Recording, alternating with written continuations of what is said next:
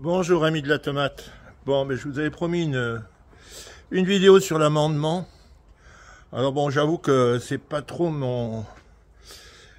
Je suis pas très fort là-dedans parce que en fait j'ai un spécialiste qui vient chaque année et qui me dit tu mets ça, c'est ce qu'il te faut pour tes tomates. C'est vraiment quelqu'un d'extraordinaire dans le domaine, donc je me casse pas trop la tête.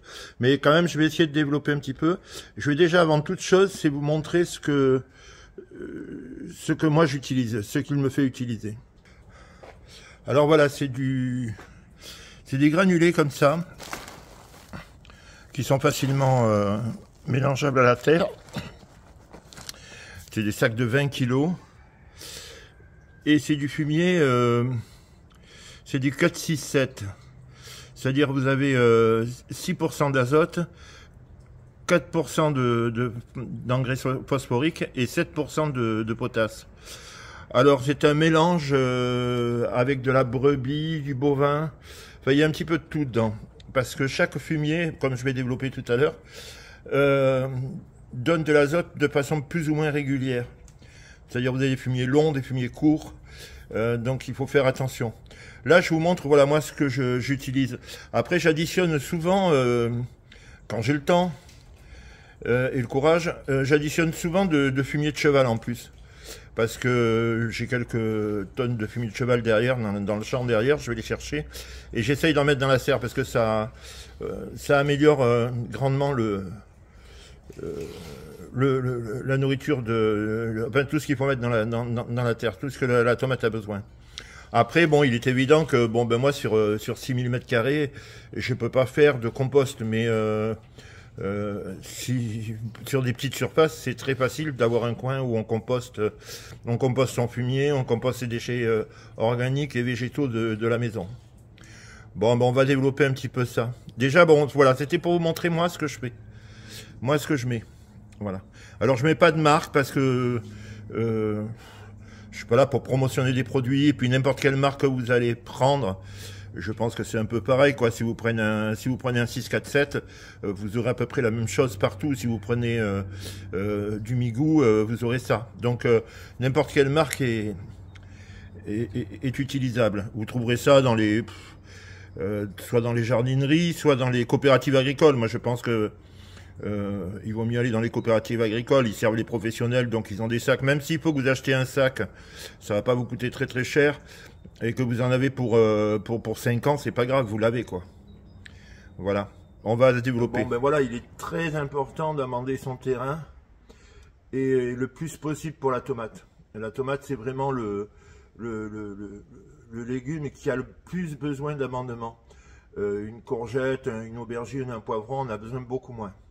La tomate, c'est une plante qui va mesurer plus de 2 mètres de haut et qui va avoir besoin d'énormément de nourriture, d'eau et de nourriture.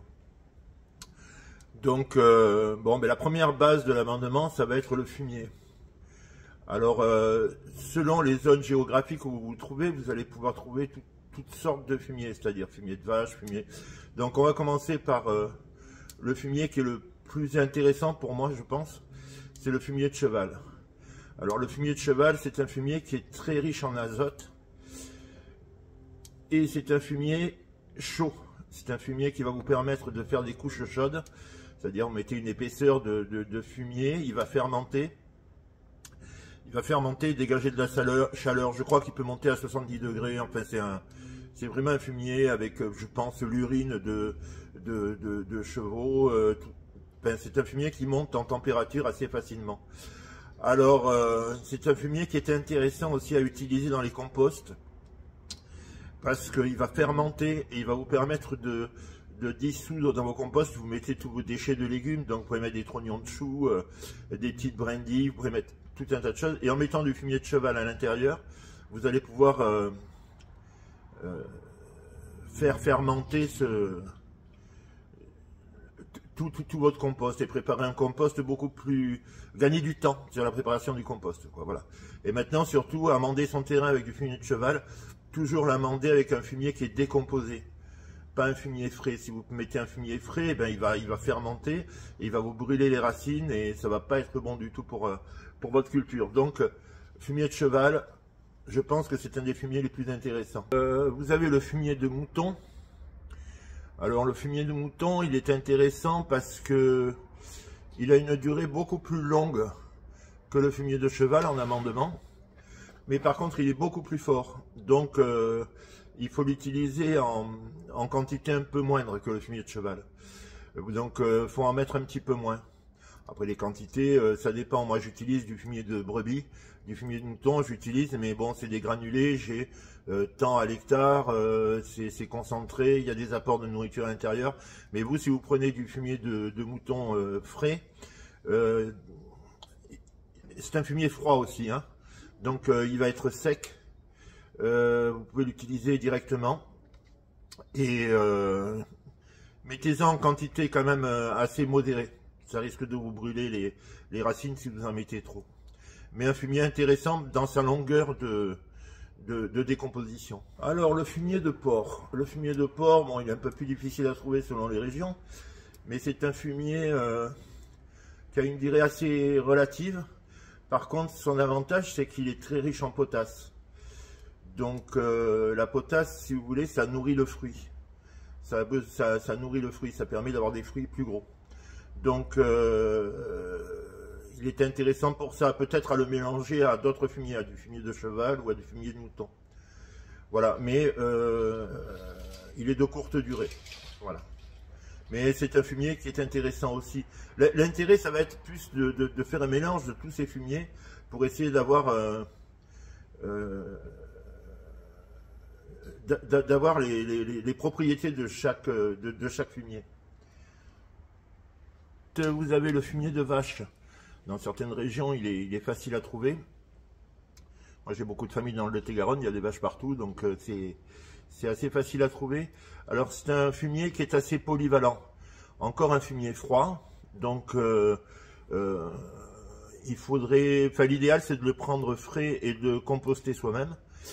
Et vous le mettez dans votre compost et puis vous le laissez. Voilà, c'est un fumier qui est assez durable et c'est un très bon fumier pour les plants. Après vous avez le fumier de volaille. Bon, le fumier de volaille, faut faire attention parce qu'il est très fort. Il est très riche en azote, mais il est très fort. Donc il faut vraiment l'utiliser avec parcimonie. Et pas, si vous le mettez frais sur vos plantes, c'est sûr que vous brûlerez les racines et que vous n'obtiendrez rien. Donc l'idéal c'est, de toute façon, tous ces fumiers, l'idéal c'est de les composter, de les mettre dans un composteur avec des déchets végétaux, avec même des déchets animaux. Hein. Si vous videz un poulet, vous mettez les tripes, ça sentira un peu mauvais, mais de préparer un compost vraiment avec le maximum de fumier, le maximum de déchets végétaux, de façon à avoir un amendement relativement homogène. Vous pouvez aussi, ce qui est intéressant, c'est de rajouter un petit peu de cendre de bois qui va vous amener de la potasse, parce qu'il faut amener de la potasse. Si vous n'amenez pas de la potasse, vous allez avoir une plante magnifique, mais des fruits tout petits. Voilà. Donc il faut faire un équilibre. La cendre de bois amènerait de la potasse. Donc n'hésitez pas à en mettre dans votre compost aussi. Le compost, c'est vraiment un mélange de tout et qui va vous permettre d'avoir une nourriture complète pour vos légumes et surtout pour les tomates. Alors, la tomate, si vous la plantez dans votre jardin, si vous avez la chance d'avoir un jardin un petit peu grand, l'idéal c'est quand même, ça va être quand même de la changer de place tous les ans. Si vous plantez la tomate sur tomate toujours au même endroit, vous allez avoir un moment où vous allez avoir des problèmes au niveau du système racinaire. Vous en rendrez pas compte, mais vos tomates, même si vous fumez bien votre terrain et tout, vous allez avoir des problèmes au niveau du système racinaire, de maladies, de nématodes, d'insectes qui vont se mettre. Vous allez favoriser le développement de plein de maladies et d'insectes ravageurs qui vont vous détruire vos tomates. Donc l'idéal c'est de planter tous les 3-4 ans au même endroit. Voilà, vous faites une rotation de 3-4 ans si vous pouvez. Si vous ne pouvez pas, il faut passer au pied greffé, vous n'avez pas le choix. Parce que vous aurez des résultats de plus en plus catastrophiques et vous allez être dégoûté du jardin. Passez, si vous plantez toujours au même endroit, mettez des pieds greffés et là vous allez voir vraiment une différence certaine, quoi. Des plants beaucoup plus forts, ils vont être beaucoup plus résistants. Donc le pied greffé, il sert surtout à ça. Il ne sert pas à avoir une production 4 fois supérieure à la normale. Si vous avez un terrain qui est propre, je suis à peu près convaincu que vous aurez à peine 10-20% de plus sur un pied greffé. Mais si vous avez un terrain qui est abîmé, le pied greffé va vous permettre vraiment d'éliminer tout un tas de problèmes que vous allez avoir.